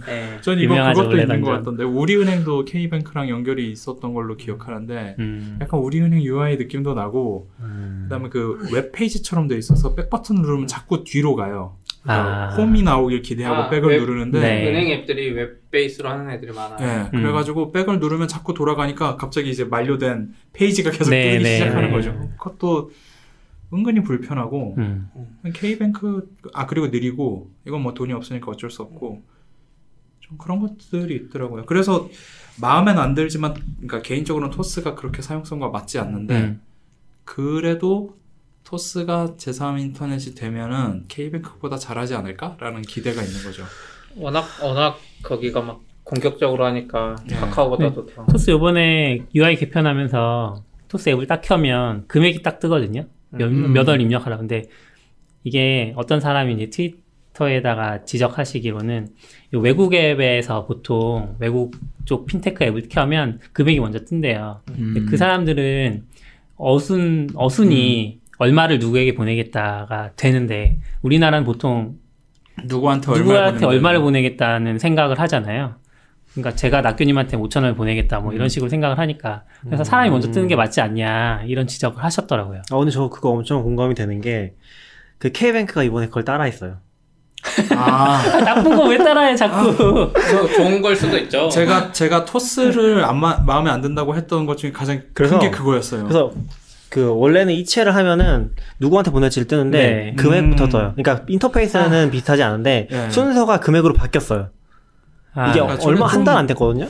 그러지 말라고. 그래서 나 이거 이상해. 여기 들어온 순간 나 얼마를 입력해야 되지? 그런. 그러니까 보통 생각하면 누구한테 얼마 보내야지 하고 시작을 그러니까요. 하는데 토스 앱은 예전부터 계속 뭐가 나랑 걸리적거려 했던 게 그 부분이거든요. 얼마를 누구한테 보내야 되지? 근데 아까 그 외국 앱 베꼈다라는 그걸 듣고 나니까 외국 애들한테 그 어순이 맞으니까 3만 원 투 누구잖아요. 그러니까 그러네. 이게 사실 UI, UX는 어떤 사람의 생각을 그림이나 혹은 워크플로우로 표현해줘야 되는데 네. 그거를 토스가 이번에 좀 잘못한 것 같아요. 그렇게 바뀐 지도 되게 오래되긴 했는데 아, 또 저는 데이터 보지 않을까요? 그게 은근 젊은 친구들한테 잘 먹히는 거 아니에요? 그럴 수도 있죠. 왜냐면 토스를 일반적으로 예, 예. 이제 은행에 뭐 이체하고 이런 식으로 할 때는 생각해 보면 카카오뱅크나 이런 거 많이 쓰잖아요 요즘에는. 네. 근데 이제 토스 쓸 때 생각하면 젊은 친구들이 뭐야 점심값 나누고 할 때 그 예. 자리에서 할 것 같거든요. 그쵸. 그러면 3,000원 보내고 3,000원 빨리 해가지고 이건 모르겠어요. 이건 사람마다 워낙 다를 것 같아요. 그러니까 토스는 오케이. K뱅크는 뭐지? 네. 사실 그건 따지는 있어요. 맛이다. 그리고 K뱅크 메뉴도 되게 헷갈려요. 그 아. 중메뉴 밑에 소메뉴는 음. 똑같아요. 그러니까 금융 소개, 상품 소개 밑에는 카드가 있고 네. 조회 밑에도 카드가 있어요. 그래서 내가 이 카드라는 메뉴가 어떤 카드 혹은 뭐 통장이라고 하면 통장이 이게 무슨 어느 거인 건지 보려면 그 위에 메뉴를 다시 꼭 읽어봐야 돼요. 그것도 되게 불편하고. 근데 뭐 저도 K뱅크 깔거리가 또 생각났는데 근데 생각해보면은 옛날 은행 앱들 다 비슷비슷해서 예. 그러니까 옛날 은행 앱이랑 그러니까 K뱅크를 까는 모든 내용은 옛날 은행 앱이랑 똑같이 만들고 있는 게 문제인 것 같아요. 그런 뱅크 샐러드는 쓰시는 분 없어요? 네? 저는 뱅크 샐러드 샐러드는 가계부 아니에요? 가계부 저는 뱅크패스 샐러드도 그러니까 쓰고 있어요. 토스랑 뱅크 샐러드랑 발전하는 지점이 비슷해요. 토스는 반대로 가고 있죠. 예. 그러니까 뱅크 샐러드는 토스를 닮아가고 있고 네. 토스는 뱅크 샐러드를 근데 닮아가고 이제 있죠. 둘이 처음 시작은 완전히 달랐잖아요. 네, 말씀하신 그러니까 것처럼. 이제 달랐는데 네. 같은 네, 같은 지점으로 네. 향하고 있는, 그러니까 뭐 추가되는 어떤 서비스들을 보면 보험이라든지 아니면 증권이라든지 펀드 뭐 아니면 이런 여러 카드 가지 것들이 추천 예, 뭐 이런 것도 카드 추천도 들어오고. 근데 전 그런 거보다도 토스 같은데 계속해서 내가 얼마 썼는지 이런 게 들어가잖아요. 카드 연동해서 들어간다든가 뱅크 토스 샐러드요? 안에서 아니 토스 안에 토스에도 네. 들어가요? 아. 그래서 들어가요. 그게 네. 이제 카드 뱅크 샐러드를 결제하고 닮아가는 거고 뱅크 샐러드는 토스에서 옆에 있었던 그런 얘기하신 자잘한 것들이 네. 뱅크 샐러드에 또 다시 들어가고 그게 그런 의미에서 닮아간다는 거죠. 전 그런 자잘한 건 뱅크 샐러드가 훨씬 잘하고 있는 것 같아요. 예를 들어서 카드 추천은 토스는 내 나이대 사람들이 많이 쓰는 카드? 이게 다예요. 그래서 이게 나한테 무슨 도움이 된 저는 애초에 사용 패턴도 그들과 은근히 많이 다른데 그래서 그런 것도 있는데 뱅크 샐러드는 그 과거 한 달 동안 내역을 보고 그거에 대해서 어울리는 혜택을 걸 받는 추천해주죠. 거를 네. 계산을 다시 해서 이러면 얼마 더 아낄 수 있어 뭐 이런 이 카드로 바꾸면 뭐 그런 식으로 해주는 것도 훨씬 잘하고 네, 있는 것 같고 그 부분이 이제 저도 되게 좋아서 카드를 바꾸려고 했거든요. 네. 사실 그 추천에 따라서. 네. 네.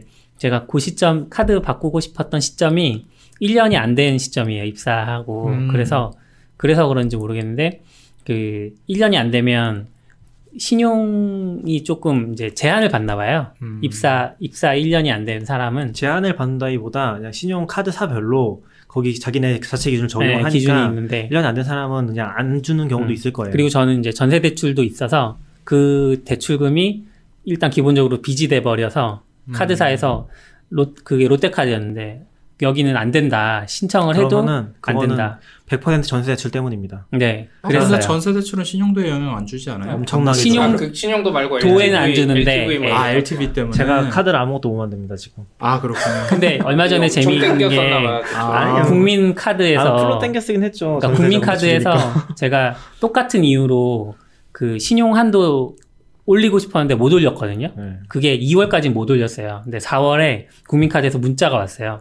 신용 한도를 알아서 올려준대요, 얘네가. 신용 그래서 한도? 그러니까 그 금액 한도, 네. 카드로 쓸 수 있는 금액 한도를 자동으로 올려주겠다는 거예요. 이의가 있으면 신청을 하래요. 그래서 이의를 신청할 이유가 없잖아요. 그래서 놔뒀는데 그걸 보고선 기간이 혹시 문제가 되나 이런 생각을 한 거죠.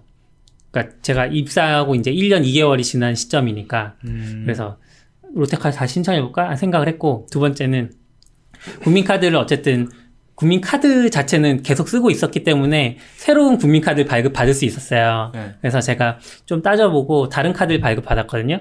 근데 그 발급을 받고 나서 이제 한 2달 지나서 뱅크 샐러드를 열어봤어요. 그랬더니 제가 원래 그전에는 뭐 1년 기준으로 12만 원 정도 차이가 난대요. 롯데카드를 신청하면 더 혜택을 받을 수 있대요. 근데 요번에 딱 했더니 1년 기준으로 한 15,000원 정도 더 혜택을 받을 수 있다고 바뀌면서 뭐 카드 마스터이십니다. 뭐 이렇게 나오더라고요. 그러니까 얘네가 추천해주는 카드 풀이 전체 카드 풀이 아닌 것 같아요. 예. 자기네가 협약을 맺은 그런 카드 풀로 해주는 이거 거라서 당장 봐도 현대는 아예 안 나와요. 아, 그래요? 현대는 한 장도 없어요. 제가 봤을 때 구멍이 있는 게 아니라 그걸로 돈을 버는 거겠죠. 네, 추천해주고 그렇죠. 네, 네, 가입을 네. 하면은 그걸로 돈을 버는 거겠죠. 그러니까 이게 추천 및 가입이랑 광고로 돈을 버는 건데 뱅크샐러드가 훨씬 뭔가 광고 같지 않게 표현해주고 있는 거죠. 그렇죠. 토스에 사실 이 뱅크 샐러드 같은 걸 안 쓰면 이제 개인이 클리앙 같은 데 들어가서 클리앙인가요? 뽐뿌 같은 데 들어가서 고릴라 카드인가? 나에겐 어떤 카드가 맞는지 연구를 해야 되잖아요. 맞아요. 카드 추천해주는 앱도 많았어요, 사실. 네. 가계부 그래요? 연동할 수도 있고. 그래서 사실 정확히 따지고 내가 원하는 걸 찾으려면 뱅크샐러드 추천한 거 받으면 안 되죠. 예, 그건 네. 안 돼요. 내가 진짜 맞아요. 따져보고 저기 그 앱에 가서 내 월 소비 지출이랑 이런 거 해야 되는데 문제는 내가 어떤 카테고리에 돈을 많이 쓰는지 입력하기 귀찮으니까 뱅크샐러드는 가계부가 있어서 그거 기반으로 해줄 수 있다 이건데 참 어렵죠. 예. 돈은 또 벌어야 되고.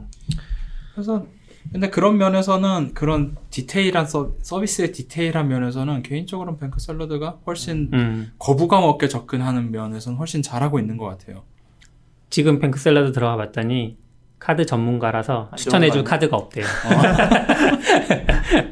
저는 뱅셀은 안 쓰고 그냥 깔아만 봤었고 토스는 신용카드 연동해서 카드 얼마 썼는지 통합해서 보려고 쓰거든요. 그걸 안 하면은 카드 앱마다 다 들어가서 봐야 되잖아요. 예.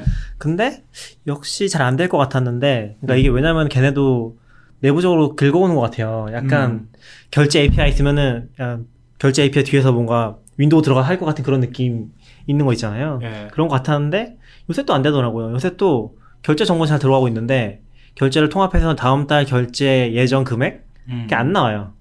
계속 빵원으로 나와서 짜증이 나더라고요. 살짝. 그냥 그런 거 다 내가 수동으로 하고 한 달에 한 번 후잉 쓰세요. 그냥. 후잉. 저는 다 후잉이라서. 그러니까 약간 그게 가는 것 같아요. 뱅크샐러드 같은 자동화를 처음에 하다가 나중에 이제 제대로 하게 되면 후잉 넘어가고. 그렇죠.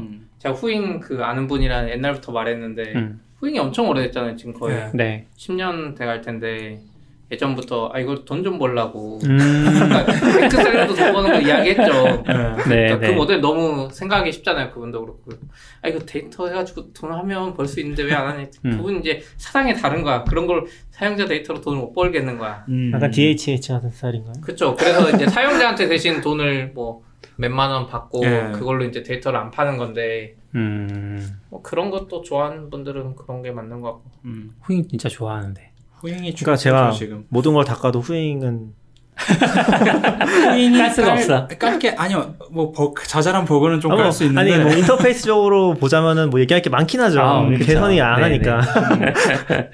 근데 그래도 컨셉적으로 일단은 가장 좋은 것 같긴 해요. 후잉이 어쨌든 API에도 오픈되어 있어서 하려면 뭐든 만들어서 넣을 수 있으니까. 사실 제일 실수하기 쉬운 부분 중에 하나가 토스나 뱅크샐러드 같은 경우는, 그러니까 아까도 이제 적금 얘기하셨잖아요. 카카오뱅크가 적금을 이제 거꾸로 커가는, 그러니까 앞으로 점점 커가는 걸 만들었다고 했는데, 사실 수익으로 보면은 무조건 앞이 커야 되거든요. 그렇죠. 왜냐면 적금은 뒤에 넣어봤자 한 달치 이자밖에 못 받으니까. 네, 그렇게 하면 안 되잖아요. 근데 어떤 의미인지 알 것 같아요. 근데 토스나 뱅셀도 보면은 사실 착각하기 쉬운 것 중에 하나가, 아무리 자산을 많이 연동을 해도 100% 연동이 안 되면은 실제로 돈이 안 맞거든요. 엉뚱한 데서 안 맞을 때 돈을 벌었다고 생각했는데 실제로 돈이 나가고 있을 수 있어요. 실제로 열어보면은 아직 뭐 연동하느라 노력 중인 곳들이 몇 개 있잖아요. 유독 또 대출만 안 되는 케이스도 있고, 뭐 일반 통장은 다 되는데. 그래서 그런 것들을, 그러니까 토스나 뱅크샐러드는 자산을 정확하게 파악하기 위한 앱은 아닌 거죠. 애초에 시작 자체가. 그냥 아예 안 하던 사람들이 뭔가를 하게 해주는 걸로는 충분히 도움이 되고, 그 부분에서 자동화도 잘한 것 같고. 네. 근데 거꾸로 그 자동화가 착각을 심어줄 수 있다는 거죠. 그걸 쓰는 사람들한테. 내가 돈을 제대로 파악하고 있다는? 네, 그게 오히려 더 위험할 수 있다. 아니요, 근데 그거는 아예 안 하던 사람도 자기는 파악하고 있다고 생각해요. 그런데 이제 물어보면 모르는 거죠. 네, 그거 네. 써보기 전에 몰라요. 내가 그쵸. 진짜 지금 얼마 있는지, 얼마를 쓸 수 있는지. 모바일 되면서 그게 좀 더 좋아진 것 같아. 사실 좋아지긴 저게 했죠. 네. 사이트 연동해서 가져오는 것도 API가 음. 있긴 있고 그쪽 연동 다 하거든요. 예전에 보면 네이버가 거의 7, 8년? 10년 전에 뱅셀이랑 똑같이 했어요. PC에서 가계부 만들면서 그 특정 은행 공인인증서 등록하고 가져올 수 있게 해놨거든요. 그때 나는 근데 물론 은행들이 싫어해서 몇 개 안 됐는데 사람들이 결국 그러니까 비슷해요. 내가 쓰는 은행이 거기 다 없으면 이게 의미가 없어요. 네, 맞아요. 그리고 그쵸. 네이버 가계부 스타일이 지출만 기록해요 주로. 사람들은 자기가 번 돈이나 자산 관심 없고 지출만 관심이 많거든요. 그래서 그쵸. 뱅셀도 약간 그쪽에 포커싱해서 음. 잘 된 것 같고. 일단 다들 가계부를 쓰고자 하는 의욕은 있었는데 그게 진짜 힘든 일이잖아요. 가계부를 쓴다는 게 내가 오늘 쓴 근데 그 가계부에는 그것까지 포함되니까 내가 누군가한테 빌려준 돈까지 포함되니까 그쵸. 거기서부터 헬이 시작되죠. 근데 그거를 해줄 수 있는 건 사실 아직까지는 후잉밖에 없는 것 같고 없죠. 근데 그런 거를 아예 안 한다 혹은 지금까지 한 번도 한 적이 없다 하는 사람들한테 토스나 뱅크샐러드는 좋은 시작점이긴 한데 이게 그 이중 복식북이라고 하나요? 네. 이중장부가 아니고 복식북이가 후잉은 그- 이중장부도 할 수 있는 것 같아요. 네, 그거 생각난다. 복식북이가 할 수 있는 앱이 있기는 있더라고요. 아, 아이폰 쪽에. 근데 이제 저는 이름을 까먹었고. 아, 그런 앱들이 당연히 있는데 네. 사실 뭐 회계 장부에 써도 가능은 하죠. 근데 컨셉이 다를 뿐이지. 그러니까 그 복식북이랑 가계부를 잘 섞은 앱이 후잉밖에 없는 것 같긴 해요. 아직까지는. 아직까지가 아니라 앞으로 원래 없을 거고. 가계부 서비스의 궁극적인 건 외국에 따져봤을 때 민트닷컴이라고 했거든요. 네. 걔들은 이제 그쵸. 그거 기반으로 사용자한테 돈을 받으면서 사용자한테 돈 받아요 거기도. 그래서 그거 하면서 진짜 추천을 잘 해주는 거죠. PF. 이 사람 돈을 내는 사용자를 위해서 추천해주는 거예요. 광고 뭐 이런 베이스가 아니라. 그래서 이제 그런 게 궁극적인 가계부 서비스의 방향인데. 저도 사실 민트 써보고 싶었는데 가입을 하려면 미국 계좌가 필요하죠. 그것도 있어요. 한국 서비스가 아니니까요. 네. 근데 이제 한국에서는 약간 반대로 된 것 같아요. 한국에서는 금융 쪽이 워낙 못하고 있으니까 가계부 하다가도 금융하고 싶고 뭐 하다가도 금융 네, 저기 맞아요. 은행이 너무 못하고 있는 거야. 못하고 그러니까 있긴 이게 가계부 서비스들은 기본적으로 민트랑 경쟁을 해야 되는 네. 거잖아요. 그러니까 민트가 어떻게 보면은 참조할 수 있는 그 본인 거죠. 모델인 거죠. 근데 은행들은 그냥 경쟁을 외국이랑 안 하니까 국내에서만 하면 되니까. 저는 좀 다른 게 어차피 가계부 서비스는 다 그냥 덤이라고 생각하거든요. 가계부 서비스를 하기 위해 하는 것 같지 않아요. 그렇죠. 그렇죠. 따로- 그렇죠. 네. 민트도 그렇긴 한데 이제 아니, 민트가 아니라 민트는 가계부 서비스죠. 민트의 본질은 가계부 서비스인데 우리나라에 있는 뱅셀이나 토스의 본질은 가계부가 아니라는 거죠. 그렇죠. 네, 전 그게 좀 크긴 하지만 그건 사람들을 모으기 위한 것들이고 그 다음에 사람들이 뭔가 액션을 취해서 하는 걸로 돈을 벌어야 되는 앱이잖아요. 이 앱들이 어떻게 보면 그게 제일 애매한 시점이고 그게 또 은행들이 잘 못하는 거고 왜냐하면 지금 은행은 뭐죠? 방카슈랑스? 이런 거 해서 다른 데 상품들을 계속 팔고 있는데 네. 네. 엄청 사람들이 아는 사람들은 다 싫어하거든요. 네. 좋아할 수가 없어. 수수료가 제일 좋아할 수가 높은데. 그렇죠. 근데 어쨌건 지금 토스나 그런 애들은 사람들이 알아서 찾도록 만드는 거잖아요. 그런 행동을. 그런 게 굉장히 강력하긴 한 거죠. 은행 이야기 이제 좀 은행에서 IT 이야기 하자면 지금 토스랑 키움이랑 우선 생각나는 건 두 개 있잖아요. 근데 최근에 정부에서 이제 금융권도 클라우드 쓸 수 있게 많이 풀어주고 있거든요. 해가지고 토스 그 컨소시엄에는 한국의 그 베스핀 글로벌이 주주로 들어가 있고 4% 정도. 그리고 베스핀이 AWS AWS 리셀러. 파트너, 예, 파트너사라고 하죠. 예. 그리고 그 키움증권 쪽 컨소시엄에는 메가존이 또 들어가 있어요. 아. 주주로. 그래가지고 지금 그 카카오나 K뱅크는 클라우드 안 썼잖아요. 그러니까 옛날 회사들 하던 대로 한 거예요. 어쨌든 기본 IBC. 근데 이 제3 인터넷 은행 지금 나오는 애들은 주주로 참여되어 있기 때문에 클라우드를 쓸 정부에서 수밖에 허용해주는 없겠군요. 한 최대는 아마 클라우드를 쓸 것 같아요. 음. 근데 만약 제3 인터넷 이 두 군데 중에 이제 누가 되냐에 따라서 네. 그 파트너사들도 아마 은행에 클라우드를 공급하는 회사가 되겠죠. 심지어 아프리카 TV도 있네요.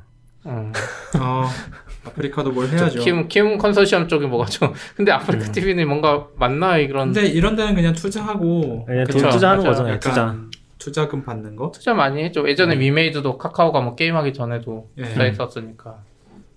커뱅은 어떻게 되고 있는지 모르겠네. 예? 카뱅도 카카오가 살 수 있는 권리만 있는 거잖아요. 그러니까 대주주가 아니라. 그래요? 카카오가요? 네. 카카오랑 나중에- 카카오뱅크 얘기하시는 거예요? 네. 그 관계가 어떻게 되는지 모르겠네. 갑자기 궁금해졌어. 아마 분리되어 있겠죠? 그러니까 그거를 카카오가 살 수 있으니까 이름 빌려주고서 카카오뱅크라고 한 거잖아요. 예. 현재 대주주는 아니고. 예. 그래서 앞으로 어떻게 될지, 지금 어떤 상태인지. 금융권 클라우드 아무튼 전 잘 됐으면 좋겠어요. 저도. 그러면 이제 점점 개인정보 클라우드 넘어가는 이슈도 금융권에서 금융데이터 하고 그렇네. 있으면 예. 나머지도 점점 약해질 거거든요. 예. 금융데이터도 클라우드에 있는데 뭐 그게 클라우드에 나오잖아요. 있는데 뭐 다른 예, 게 무슨 개인정보 상관이야. 정도야 뭐. 카카오는 그럼 IDC에 있겠네요? 카카오는 다 IDCS야. 기본. 기본. 근데 그런 뭐 걸로 알고 있어요. 일부는 또 클라우드에 있는 것 같고 정확히는 모르겠지만 정확하게 약간 얘기해 주셔야 될 것 같아요. 네, 이건 카카오 관계자를 모시고 네. 카카오뱅크 카카오- 관계자를 근데 불러서 관계자를 한번 모셔도 물어보는 말 걸로. 못할 수 있어요. 그러니까. 그렇겠네. 네. 모르겠어요. 카카오는 자체 클라우드 사업 안 하니까 뭐 음. 말해줄 수도 있는데. 근데 해외 진출할 때 요즘에는 클라우드 쓰는 게 맞죠. 그러니까 그쵸. 한국은 적어도 IDC 세팅할 수 있는데 예전에도 보면 특정 나라를 진출하려면 막 여기서 기획 단계에서 인프라 팀이 가가지고 거기에 회선 계약하고 서버 세팅하고 있어야 돼. 맞아요. 할지 안 할지도 모르는 상태에서. 네. 맞아. 그렇게 해야지 좀 오래 기다려서 겨우 서비스에 맞춰서 이제 음. 공급해 줄 수 있는 건데 한국에만 기반이 있는 회사들은 나갈 때 무조건 클라우드 써야죠. 그렇겠네요.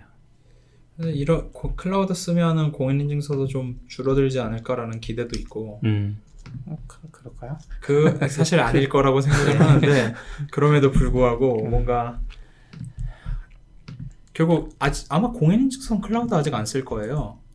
그러겠죠. 같은 규제 안에 있을 공인인증서가 테니까. 어디에 저장돼 있냐. 예. 근데 그게 클라우드로 못 갈 거잖아요. 그렇죠. 그럼 걔를 보내주든지 아니면 이제 공인인증서가 아닌 다른 걸로 어쩔 수 없이 옮겨가야 되든지 그런 상황이 발생할 테니까 지금 기존 은행들이 해주는 서비스를 아직 K뱅크랑 카카오가 다 못 해주고 있어서 그 기존 은행들은 계속 유지가 될 것이긴 한데 그쪽 결국은 기존 은행이 카카오 수준으로 사용성이 편해지는 걸 기대하는 게 카카오가 그 모든 정말 많아요. 은행 앱이 괜히 메뉴가 많은 게 아니거든요. 맞아요. 정말 해주는 게 많으니까 카카오가 그걸 하는 것보다 차라리 기존 은행 앱들이 솔직히 앱만 개선해주면 되는 거잖아요. 어떻게 보면. 네, 서버 API만 열어줘보세요. 네. 믿을만한 개발자. 그러면 되는 건데 왜 그게 뭐가 이렇게 잘 안 되는지. 앱을 개선할 가능성은 거의 제로라고 보긴 하거든요. 왜요? 차세대 프로젝트로 막 위비뱅크 이런 것도 나오고 했는데 그게 개선이 아니잖아요. 신한은 소울은 되게 평이 좋은 것 같던데. 안 써봐서 근데 모르겠지만. 약간 다 비슷비슷해요. 근데 위비뱅크 우리은행이 좀 귀찮게 했어요. 뭐 위비는 안 좋아요. 환전하려고 그러면 우리은행 앱에 원래 있었는데 네. 그걸 굳이 다른 위비를 받으라 그러고 엄청 불편하게 해서 그거 밀라고. 그 위비에서 이자 0.3%인가 2% 올리기 위해서 위비 톡도 받아야 됐고요. 맞아. 뭐 강제로 시킨 게 국민은행도 많아서. 비슷해요. 영업하서 네, 가서 국민은행 수준은 아니에요. 국민은행 리브, 국민은행 뭐 리브 톡톡, 근데, 뭐 소울- 스타랭킹 소울이- 미니. 네. 솔 전에 또 뭐 있었잖아요. 써니뱅크인가? 신한 써니뱅크가 있었고 그거 없애고 만든 건가 다시? 모르겠어요. 너무 많아. 결국에 남는 건 없는 것 같아요. 남는 건 뭐 카카오뱅크, K뱅크 밖에 없잖아요. 예. 사람들 기억에 남아있는 거는. 그렇죠. 그래서 대충 카카오뱅크 수준의 UI, UX로 주식 거래 앱이 이제 나올 때가 되지 않았나. 저는 그 정도 가려면은 IT 쪽에 대한 그런 마인드가 이 은행권에 대한 마인드보다 좀 위에 있어야 된다고 생각하는데 은행 쪽은 그게 안 되잖아요. 아직은 안 되죠. 네, 그게 된 게 거의 유일한 게 카카오 쪽이 아닌가? K뱅크도 안 됐고 결국에. 이번에 어디 회사 신한이었나요? 그 정확히 기억이 안 나는데 어디 은행에서 그 사장님인가 회장님이 바뀌었어요. 네. 근데 이제 뭐 클라우드 어쩌고저쩌고 하면서 IT를 최우선으로 놓고 하겠다 막 기대를 했거든요. 왠지 신한 같은데? 네. 아시아나가 그러다 망한 거 아니에요? 아니 IT를 뭐 농담입니다. 최우선으로 가치를 삼고 하겠다. 근데 나온 정책들이 영 이상한 정책들만 나오고 그래서 구호 외치는 거 아니에요? 클라우드 사진도 있어요. 그 구호 외치는 사진도 있어요. 당연히 일단 하겠죠. 구호는 외치겠지. 보도자료에 그런 걸 그것까지는 못 뿌리는 걸 바꿀 것 보면 같고, 네. 그런 건 아직 안 바뀔 것 같고 그런 것들은 그리고 뭐 어떤 회사도 뭐 전 직원에게 AWS 클라우드 가르치겠다 뭐 이런 얘기도 하잖아요 지금. 대한항공이었나? 근데 거기서부터 바뀌어야 되는 거죠. 그래야지 앱이 달라지는 거죠. 아, 제가 느끼기에는 그럴 수는 있죠. 근데 그게 되게 이상했어요. 다 써봤잖아요. 뭘요? 그러니까 아이폰도 다 써봤고 안드로이드도 써봤고 거기서 자기다가 다 어떤 게 편하다라는 그런 모르는 거죠. 아니요, 안 써봤어요 그분들. 아니요, 근데 기획자가 있으니까. 그건 기획자고 어차피 결정권자는 저 위에 분들은 이체도 자기 핸드폰에 옆에 비서한테 줘서 구현할 수도 있어요. 그렇다고 하더라도. 그래서 왜 이렇게 UI UX가 그러니까 베끼는 거는 좀 지양해야 될지 모르겠지만 너무 옛날 방식에서 하나도 안 바뀌니까 막 뭐 차세대를 내놓으면 뭐 하냐고요. 똑같은데. 그 차세대가 이제 백엔드만 바꾸는 거잖아요. 사실 네. 서비스를 바꾸는 근본적으로 서비스 체질을 바꾸는 것도 개선하겠다고 가끔 아니고. 포함되고 우리는- 차세대면 돈이 엄청 많이 들어서 남는 게 많을 거여서. 네. 우리은행 앱도 그때 한번 대대적으로 개편을 했어요. 근데 그리고 나서 뭐 사용성 좋아졌다고 나라에서 상도 줬는데 상도죠.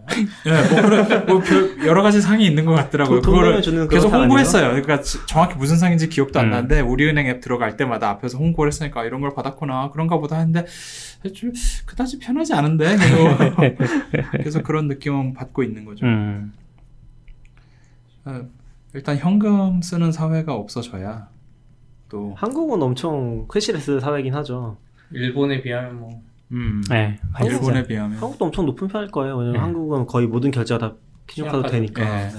근데 이제 뭐 결혼식 같은 데 축의금이나 아, 행사가 있을 때는 돈을 뽑아서 가야 되잖아요. 그러니까 축의금도 그냥 계좌이체해요. 그러고 축의금이 싶은데- 의외로 카드가 늦게 들어오고 있어요. 네. 아니 축의금은 애초에 계좌이체 문화가 좀 있잖아요. 친구 바빠도 못 가면 계좌이체 해주고. 그렇기는 한데 이제 그러니까 그거는 친구인데 바로 앞에 있는 교회도 지금 그게 있거든요. ATM 같은 기계가 있거든요. 헌금을 ATM에서 아, 넣을 맞아요. 수 있어요. 그게 바로 저 앞에 있는 사랑의 교회예요. 교회요. 네. 아 그래요? 근데 ATM? 예, 카드로 안 되잖아요. 카드로 돼요. 카드로 되잖아요. 예, 카드로 할 수 있다고 그 ATM 기계가 있는 거예요. 아 대박. 카드로 하라고. 카드로 헌금을 넣는 거예요? 예, 다 돼요. 아, ATM에 넣으면 근데- 5만 원 빼가요? 뭐? 결혼 축의금 그런 이런 거 식으로 법인은 했으면 아니니까. 아, 법인 한국은- 받는 예, 주체가 그러니까 법인이 이제 아니다. 계좌번호 QR 같은 게 있어서 그거 찍어서 맞아. 이체하거나 이러면은 될 것 같은데. 결혼식 할 때 저기 뒤에 카카오 내 거 QR을 크게 걸어. 그러니까 안 그러면 되잖아요, 될 것 이거. 같은데 그거 안 되잖아요. 왜 안 돼요? 카카오 소상공인 결제 안 되잖아요. 아 개인- 그게 안 되잖아요. 근데 저 얼마 전에 무슨 행사 갔다가 여쭤봤거든요. 거기에 이제 개인 자격으로 오셔서 굿즈 같은 거 파시는 분이 계셨는데 카카오 QR이 있는 거예요. 그래서 이거 어떻게 신청하셨어요? 그랬더니 자기가 알기로는 3월까지는 개인한테도 다 안 돼요. 발급을 저희 해줬다. 해봤는데 안 돼요. 아 그래요? 근데 카- 저 CP가 지난번 했어야 해봤는데 돼. 안 돼요. 사업자 뭐가 필요했어. 사업자가 필요해. 아. 사업자가 있으시겠죠, 그러면. 그분은 없었다고 그때 사업자가 신청할 없다고요? 시점에는 없었다고 번호는 하시더라고요. 썼을걸요? 아니면 카카오페이일 수도 있어요.